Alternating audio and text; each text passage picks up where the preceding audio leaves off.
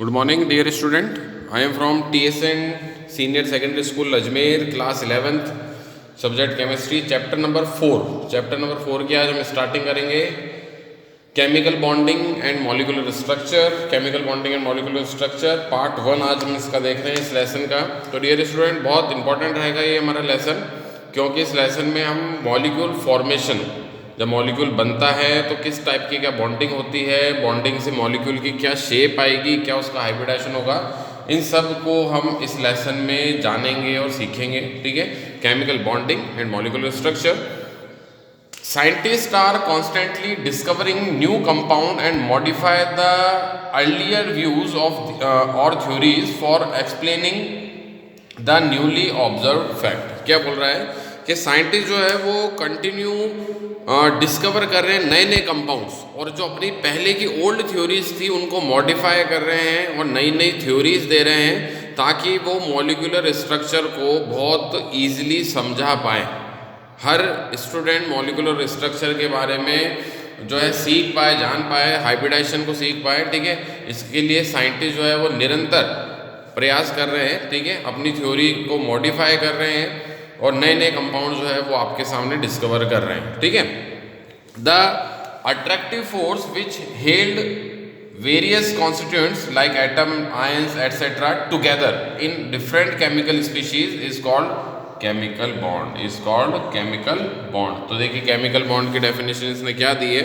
Chemical bond की definition में बोल रहा है कि जो अट्रैक्टिव फोर्स है, ऐसा अट्रैक्टिव फोर्स जो एटम्स या आयंस को बांध के रखता है, जॉइंट टुगेदर मतलब एटम्स या आयंस को बांध के रखता है, उनके बीच में एक बॉन्डिंग बना देता है, उसको हम क्या बोल रहे हैं, केमिकल बॉन्डिंग. Chemical bonding. देखिए डियर स्टूडेंट, आप जानते हैं कि चाहे एटम हो चाहे आयंस हो, ये स्टेबल नहीं है. ठीक है, आयंस जो होते हैं लाइक कैटायंस या एनायंस, ठीक है, कैटायंस हो या एनायंस हो, वो स्टेबल नहीं होता.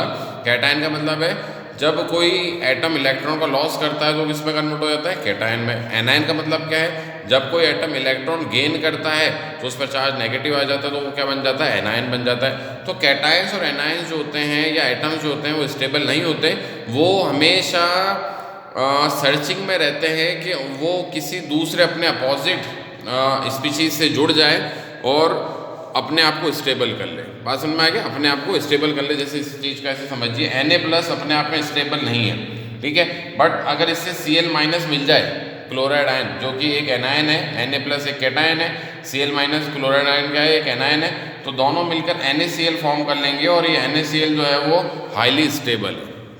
ठीक है, यानी कि Na+ और Cl- दोनों जब अलग अलग थे तो ये दोनों स्टेबल नहीं थे. बात समझ में आ गया, दोनों जब अलग अलग थे तो दोनों स्टेबल नहीं थे. बट जब इन्होंने NaCl कंपाउंड फॉर्म कर लिया तो ये कंपाउंड जो है वो स्टेबल है. इसलिए कैटायन हुए या एनायंस हुए या एटम्स हुए, वो हमेशा अपने आप को स्टेबल करना चाहते हैं, और स्टेबल करने के लिए उन्हें केमिकल बॉन्ड बनाना ही पड़ेगा. ठीक है, नाउ नेक्स्ट देखिए इसके बाद कॉज़ेल-लुईस अप्रोच टू केमिकल बॉन्डिंग. कॉज़ेल-लुईस एक दो साइंटिस्ट हैं. ठीक है, इन्होंने केमिकल बॉन्डिंग को देखिए कैसे क्या समझा है. They were the first to provide some logical explanation of valence which was based on the inertness of noble gases. इन्होंने कुछ लॉजिकल एक्सप्लेनेशन दिया केमिकल बॉन्ड के बारे में, और नोबल गैस की जो इनर्टनेस है, noble gases, we know that noble gases क्या होती है, हीलियम की जो पूरी फैमिली है, helium, neon, argon, krypton, xenon, radon, ये सारी जो गैसेज है वो नोबल गैसेज है.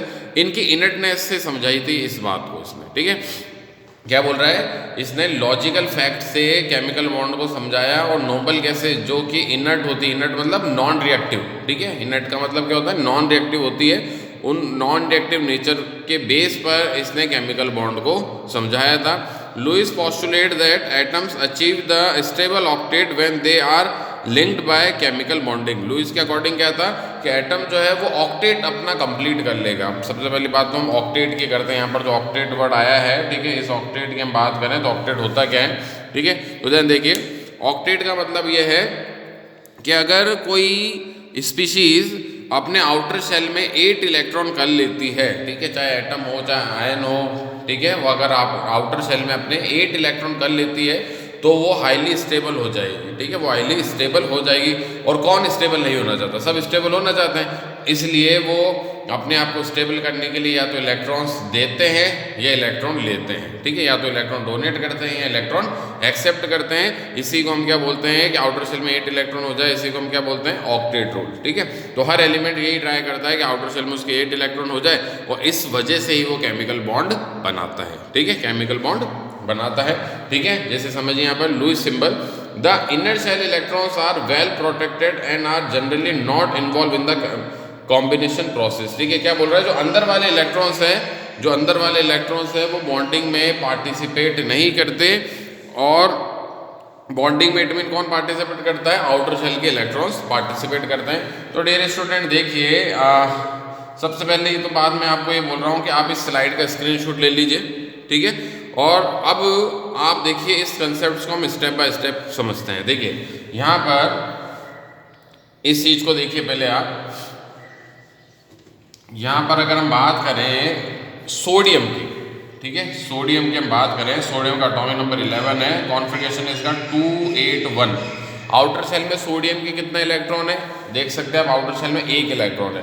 तो सोडियम को अगर अपना ऑक्टेट कंप्लीट करना है तो इसे Na+ में आने पड़ेगा, ताकि इसके आउटर शेल में कितने इलेक्ट्रॉन हो जाए, 8। यानी कि सोडियम खुद चाहता है कि वो 1 इलेक्ट्रॉन का लॉस कर दे, ठीक है, 1 इलेक्ट्रॉन जो है वो निकाल दे, ठीक है। ये 1 इलेक्ट्रॉन इसका बाहर चला गया, ये 1 इलेक्ट्रॉन E- से मैंने से शो किया बाहर चला गया। अब हम बात करें ऐसे क्लोरीन की, जिसका एटॉमिक नंबर है कितना, 17, ठीक है। कॉन्फ़िगरेशन है क्लोरीन का 287, ठीक है। तो अगर क्लोरीन को 1 इलेक्ट्रॉन मिल जाए तो क्लोरीन जो है वो क्लोराइड आयन एनायन में कन्वर्ट हो जाएगी और अब इसका ऑक्टेट कंप्लीट हो जाएगा 288। तो यहाँ पर आप देखिए ये जो इलेक्ट्रॉन है, यही इलेक्ट्रॉन क्लोरीन को मिला था, ठीक है, कोई नया कहीं से बाहर से इलेक्ट्रॉन नहीं दिया हमने। जो कैटायन ने इलेक्ट्रॉन डोनेट किया था या लॉस किया था इलेक्ट्रॉन का, वही इलेक्ट्रॉन किसको मिला है, क्लोरीन को, और क्लोरीन ने भी अपना ऑक्टेट कंप्लीट कर लिया। तो ये दोनों स्पीशीज आप देख सकते हैं, Na+ का ऑक्टेट कंप्लीट है और Cl- का भी ऑक्टेट कंप्लीट है, और अब ये इजीली NaCl बना सकते हैं, ठीक है। जो इनर सेल के इलेक्ट्रॉन्स है लाइक 2 और 8, इधर से भी 2 और 8, ये इनर सेल के इलेक्ट्रॉन बॉन्डिंग में पार्टिसिपेट नहीं कर रहे। ये वाली बात यहाँ पर बताइए कि जो इनर शेल के इलेक्ट्रॉन्स होते हैं वो बॉन्डिंग में पार्टिसिपेट नहीं करते, सिर्फ आउटर शेल के इलेक्ट्रॉन्स ही बॉन्डिंग में पार्टिसिपेट करते हैं। ये लाइन आपको हमेशा ध्यान रखनी है, सिर्फ आउटर शेल के इलेक्ट्रॉन्स ही बॉन्डिंग में पार्टिसिपेट करते हैं, इनर शेल के इलेक्ट्रॉन बॉन्डिंग में पार्टिसिपेट नहीं करते। The simple notation to represent valence electron in an atom, this notation are called Lewis symbol, ठीक है। तो इन्होंने क्या किया, जो जिस एटम के आउटर शेल में जितने इलेक्ट्रॉन्स है उसको डॉट से शो कर दीजिए। किससे शो कर दीजिए, डॉट से शो कर दीजिए। ये क्या कहलाता है, लुईस डॉट सिंबल। क्या कहलाता है, लुईस डॉट सिंबल, ठीक है। DOT भी लगा देता हूँ इसमें, लुईस डॉट सिंबल, ठीक है। जैसे देखिए लिथियम, लिथियम जो है, वैसे अगर आप लिथियम को देखिए तो लिथियम का एटॉमिक नंबर कितना है, 3। कॉन्फ़िगरेशन इसका क्या हो गया, 1s2 2s1, but outer shell में तो 1 इलेक्ट्रॉन है, 2s में कितना इलेक्ट्रॉन, 1, तो आपने 1 डॉट यहाँ पर लगा दिया। ऐसे हम बात करें यहाँ पर बेरिलियम की, बेरिलियम का एटॉमिक नंबर कितना है, बेरिलियम का एटॉमिक नंबर 4, कॉन्फ़िगरेशन क्या हो गया, 1s2 2s2, आउटर शेल में कितना इलेक्ट्रॉन है, 2, तो आपने बेरिलियम पर 2 डॉट लगा दिए। बोरोन के आउटर शेल में है 3 इलेक्ट्रॉन, तो 3 डॉट लगा दिए। कार्बन के आउटर शेल में 4 इलेक्ट्रॉन होते हैं, 4 डॉट लगा दिए। नाइट्रोजन के आउटर शेल में 5 इलेक्ट्रॉन होते हैं, 5 डॉट। ऑक्सीजन के 6 डॉट लगाए हैं हमने। फ्लोरीन के कितने डॉट लगाए, सॉरी ज़्यादा लगा दिए, 1 डॉट। फ्लोरीन के कितने डॉट होंगे, 7 डॉट होंगे, ठीक है। और ऐसे नियोन के देखिए 8 डॉट होंगे। नियोन क्या है, एक नोबल गैस, और नोबल गैस से इसका ऑक्टेट कंप्लीट होता है, इसलिए तो ये क्या होती है, इनर्ट होती है, नॉन रिएक्टिव होती है, ठीक है। तो आपने देखा कि ये जो एलिमेंट्स मैंने दे रखे हैं, इन एलिमेंट्स के आउटर शेल में जितने भी इलेक्ट्रॉन्स आ रहे हैं, उन इलेक्ट्रॉन्स को हमने डॉट से यहाँ पर शो कर दिया। लिथियम में 1 डॉट लगाया, इट मीन लिथियम के आउटर शेल में 1 इलेक्ट्रॉन, जो अभी हमने देखा है यहाँ पर, ठीक है। बेरिलियम के आउटर शेल में 2 इलेक्ट्रॉन होते हैं, इसलिए मैंने बेरिलियम में 2 डॉट लगाए। कार्बन में आप देख सकते हैं 4 इलेक्ट्रॉन आउटर शेल में होते हैं, 4 डॉट लगाए, ठीक है। नियोन आउटर शेल में कितने इलेक्ट्रॉन होते हैं, नियोन के 8 इलेक्ट्रॉन्स होते हैं, ठीक है। आप देख सकते हैं नियोन, नियोन का एटॉमिक नंबर कितना है, 10, 1s2 2s2 2p6। ये देख सकते हो आप, आउटर शेल में 2 और 6 कितने हो गए, 8 इलेक्ट्रॉन हो गए, 8 डॉट वहाँ पर हमने लगा दिए। तो इस तरह का जो रिप्रेजेंटेशन है, इस रिप्रेजेंटेशन को हम क्या बोलते हैं, Lewis dot model, Lewis dot model. According to Kossel, the negative and positive ions stabilize by electrostatic force.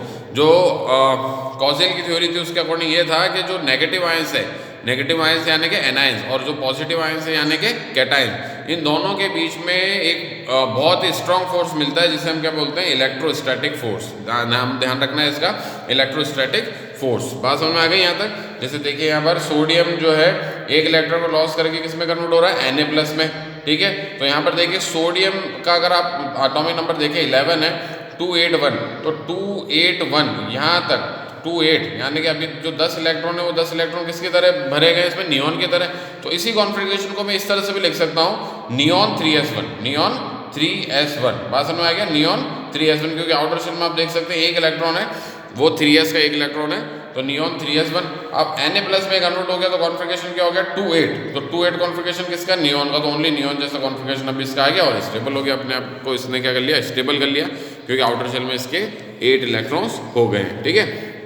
तो मैं यही बात आपको बोल रहा हूँ कि Na और Cl, जो सोडियम आयन है और जो क्लोराइड आयन है, इन दोनों के बीच में जो बॉन्ड है वो बॉन्ड कौन सा है, स्ट्रॉन्ग इलेक्ट्रोस्टैटिक बॉन्ड होता है। आयनिक बॉन्ड की एक खासियत होती है, आयनिक बॉन्ड्स जो होते हैं इनके बीच में, आयंस के बीच में कौन सा बॉन्ड होता है, इलेक्ट्रोस्टैटिक फोर्स होता है, ये आपको ध्यान रखना है। तो डियर स्टूडेंट, ये था आज का पार्ट 1। पार्ट 1 आपको पसंद आया होगा। वापस इस पार्ट 1 को रिवर्स करके आप देख सकते हैं अगर कोई चीज़ आपको नहीं समझ में आई हो, क्योंकि सारी चीज़ों को मैंने इंक्लूड किया है। बहुत ईजी गोइंग हमने इस लेसन की स्टार्टिंग करी थी। Kossel Lewis approach bonding theory हमने यहाँ पर ली है, लुईस डॉट मॉडल को हमने यहाँ पर समझा, ठीक है। नेक्स्ट इसका पार्ट 2 बहुत जल्दी आ जाएगा, तब तक के लिए थैंक यू सो मच।